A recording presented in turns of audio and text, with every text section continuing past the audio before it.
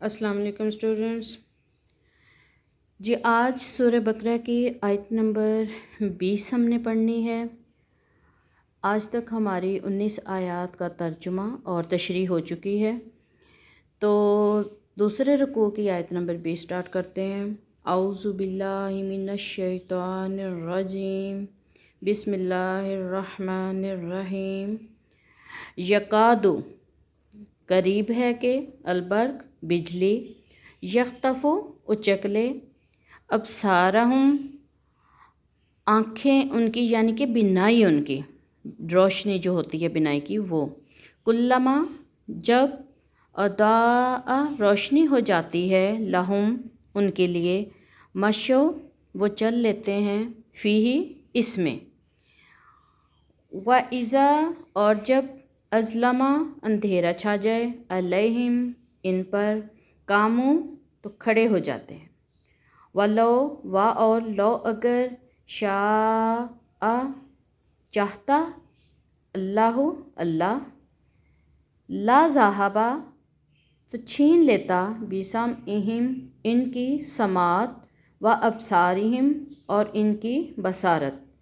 انا بے شک اللہ علی پر، کلی ہر، شین چیز، قادر ہے، قدرت والا ہے۔ جی با محاورہ ترجمہ کرتے ہیں۔ یکاد البرق یخطف ابصارہم کلما اضاء لہم مشوا فیہ، قریب ہے کہ بجلی ان کی بینائی کو اچک لے، جب روشنی ہو جاتی ہے تو اس میں وہ چل لیتے ہیں، وَإِذَا أَظْلَمَ اور جب اندھیرا چھا جائے، علیہم قاموا تو وہ کھڑے ہو جاتے ہیں، جب ان پر اندھیرا چھا جائے تو وہ کھڑے ہو جاتے ہیں، وَلَوْ شَاءَ اللَّهُ لَذَهَبَ بِسَمْعِهِمْ وَأَبْصَارِهِمْ اور اگر چاہتا اللہ تو ان کی سماعت اور بصارت سب چھین لیتا، ان اللہ علی کل شیء قدیر بے شک اللہ ہر چیز پر قادر ہے۔ اب اس آخری آیت کا ربط بھی پہلی آیات کے ساتھ ہی ہے، جو ہم منافقین کے بارے میں پہلی آیات پڑھ رہے تھے، تو اس میں اللہ تعالیٰ نے منافقین کی حیرانی اور پریشانی کو بیان کیا ہے کہ منافقین جو ہیں وہ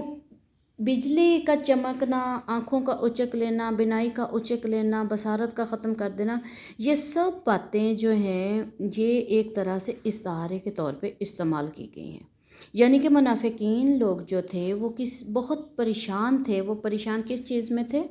کہ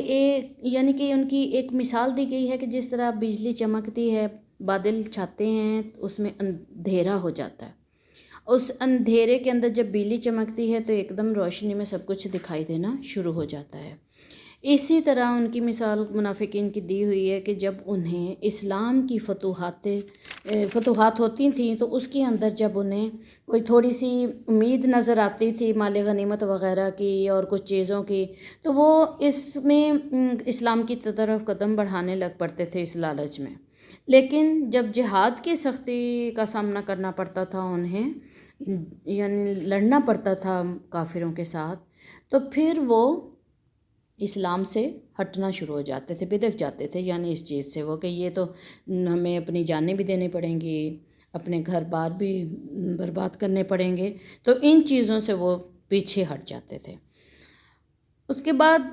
اللہ تعالیٰ نے اس کے باوجود کہ وہ اس طرح کے منافقت والے لوگ تھے، اللہ تعالیٰ نے انہیں پھر بھی ایک موقع دیا، وَلَوْ شَاءَ اللَّهُ لَذَهَبَ بِسَمْعِهِمْ وَأَبْصَارِهِمْ اور اگر چاہتا اللہ تو ان کی سماعت اور بصارت چھین لیتا، لیکن اللہ تعالیٰ نے ایسا نہیں کیا۔ اب سماعت اور بصارت چھیننے کا مطلب یہ ہے کہ ان کے دلوں سے بالکل ہی اسلام جو ہے وہ ختم ہو جاتا، کیونکہ منافقین کے بھی آگے دو گروہ تھے۔ ایک لوگ تو میں نے پہلے بھی آپ کو شروع میں بتایا ہے کہ ایک اعتقادی منافق تھے، اور ایک یعنی ایک وہ لوگ تھے جن کے دلوں میں ایمان بالکل راغب ہوا ہی نہیں تھا، بالکل راسخ نہیں ہوا تھا، وہ بالکل بھی ایمان لائے ہی نہیں تھے۔ دوسرے وہ لوگ تھے جو اسلام بھی لے آئے تھے اور اسلام کو دل سے مانتے بھی تھے، لیکن ان کے اعمال جو تھے وہ اسلام کے منافی تھے، وہ منافقت کی دوسری قسم تھی۔ تو ایسے لوگ جو کہ اسلام لا چکے تھے، ان کے دلوں میں تھوڑی سی اسلام کی رمق باقی تھی، تو اگر اللہ تعالیٰ چاہتے کہ انہیں بالکل ہی وہ بھی ختم کر دیں تو وہ بھی ختم ہو سکتے تھے۔ اس کے بعد ان اللہ علی کل شیء قدیر، بے شک اللہ قادر مطلق ہے، ہر چیز پر قادر ہے، جو چاہے کر سکتا ہے، کسی کا محتاج نہیں ہے، نہ وہ ہندو، یہودی، مصری، یونانی دیوتاؤں کی طرح کسی کا اس کے اختیارات محدود ہیں، نہ ہی وہ رب جو ہے وہ عام مجوسیوں کے رب کی طرح کے سورج اور چاند ستاروں کی طرح کے سب کچھ اسی کے تابع ہے۔ ہر چیز اللہ نے بنائی ہے، ہر چیز جو بھی کسی کے دلوں کے اندر بھید ہیں ان کو بدلنے والا، ان کو مزید پھیلانے والا، ان کو ختم کرنے والے صرف اللہ کی ذات ہے، ہر چیز پہ قادر ہے، جو چاہے وہ کر سکتا ہے۔ ان منافقین کے دلوں کو بھی اگر پھیرتا تو بالکل اسی وقت یہ ایمان بھی لا سکتے تھے، لیکن اللہ تعالیٰ کے راز اللہ تعالیٰ ہی جانے، اور انہوں نے پھر بھی ان منافقین کے ساتھ بالکل، یعنی جن کے دل میں تھوڑا سا ابھی اسلام کا تھا جذبہ تھوڑا بہت، تو اللہ تعالیٰ نے ان کے وہ اس کو چھینا نہیں، بلکہ ان کو تھوڑا بہت اسی طرح رہنے دیا۔ اب اسٹوڈنٹس، میں آپ کو اس پیپر کے بارے میں، ہمارے چونکہ 2 رکوع پورے ہو چکے ہیں، آپ کو میں چاہ رہی ہوں کہ اس کے پیپر کے بارے میں تھوڑی سی معلومات دے دوں۔ اب سورہ، یہ آپ کا ایک پیپر ہے پنڈی بورڈ کا، یہ اسی بک کے آخر میں، تو میں تھوڑا سا آپ کو انٹروڈکشن دے دوں کہ آپ کے پیپر کا کس طرح کا ہوگا۔ اس میں یہ آپ کے پیپر کے فرسٹ ایئر کے پیپر کی طرح 2 حصے ہوں گے۔ ایک حصہ جو ہوگا وہ معروضی حصہ ہوگا، ایک معروضی حصہ، پہلا حصہ اس کا معروضی ہوگا، یہ 20 نمبر کے ملٹی چوائس MCQs یعنی کہ کوسچن جو ہوتے ہیں وہ ہوں گے، اور اس کے بعد جو دوسرا حصہ ہے اس کا حصہ انشائیہ، تو اس میں آپ کے حصہ اول میں جو ہیں وہ سوال نمبر 2 میں 6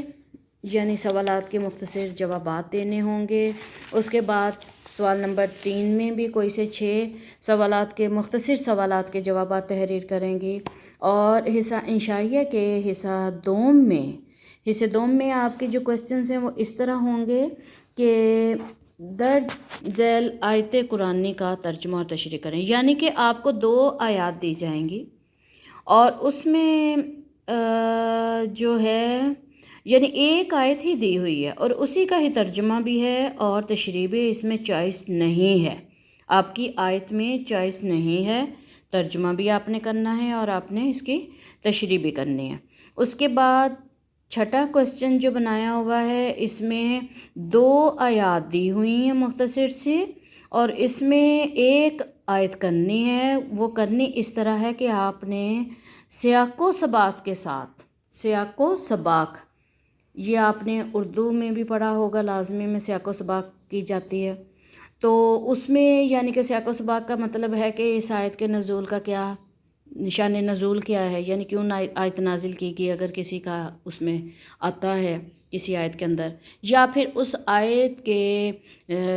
جو نازل کی گئی اس کے کیا وجوہات تھیں، اس سے پہلے کے واقعات تھوڑے سے اس میں آتے ہوتے ہیں کہ وہ بتائے جاتے ہیں کہ یہ جی اس وجہ سے یہ آیت کا جو ہے وہ نزول ہوا، تو یہ آپ کو ایک آیت 2 آیات دی ہوں گی الف بے کے حساب سے، ایک آیت کا سیاق و سباق سے آپ کو تفسیر کرنی ہوگی۔ اس کے بعد اس بک میں آپ کی احادیث بھی ہیں، 42 احادیث ہیں اس بک میں آپ کی، اور وہ 40 نووی کے نام سے، یعنی امام نووی جو ہیں ان کی احادیث کی بکس میں سے لی گئی ہیں 42 احادیث، وہ بھی آپ نے ترجمہ اور تشریح کے ساتھ پڑھنی ہیں۔ اس میں بھی آپ کی ایک حدیث کا ترجمہ اور تشریح آئے گا، اور اس کے بعد 8واں کوسچن جو ہے اس میں آپ نے 2 احادیث دی گئی ہوں گی، ان میں سے ایک حدیث سیاق و سباق کے ساتھ کرنی ہوگی۔ تو یہ آپ کا پیپر تھا۔ اچھا، اب اسٹوڈنٹس میں آپ لوگوں کو جو آپ کا